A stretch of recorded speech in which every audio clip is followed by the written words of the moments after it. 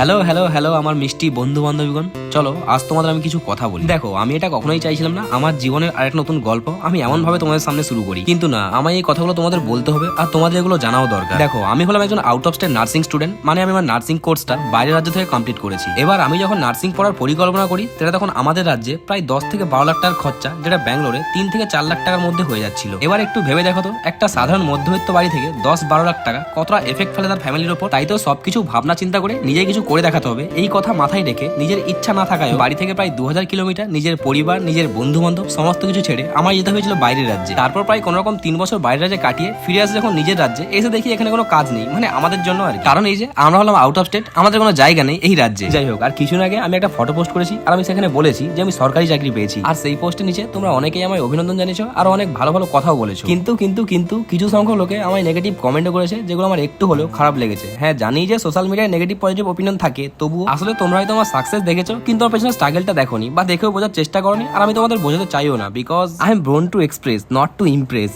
যাই হোক, শুধুমাত্র আউট অফ স্টেট বলে অনেক কিছু সহ্য করে এসেছি আর এখনো করছি, আর জানি আগে করতেও হবে। আর হ্যাঁ, যারা নেগেটিভ কমেন্ট করছিলে তাদের বলছি কোথাও 3-4 মাস ফ্রিতে কাজ করে দেখো না কেমন লাগে। আমরা যারা আউট অফ স্টেট এর সাথ ভালোভাবে জানি। এই যে প্রায় 3 থেকে 4 মাস আমার এইসব করতে হয়েছিল। ও আচ্ছা, তোমরা তো আমার রিয়েল লাইফ দেখেছো, রিয়েল লাইফ দেখোনি কি করছিলাম আমি। যাই হোক, চলো ব্যাস এতটাই, আর কিছু বলার নেই আমার। আর হ্যাঁ, আশা করছি তোমাদের ভিডিও আবার আগের মতো দেওয়ার। বুঝতেই পারছো নতুন জায়গা, সবকিছু নতুন, একটু সময় দাও আমায়। আজকের মতো বাই।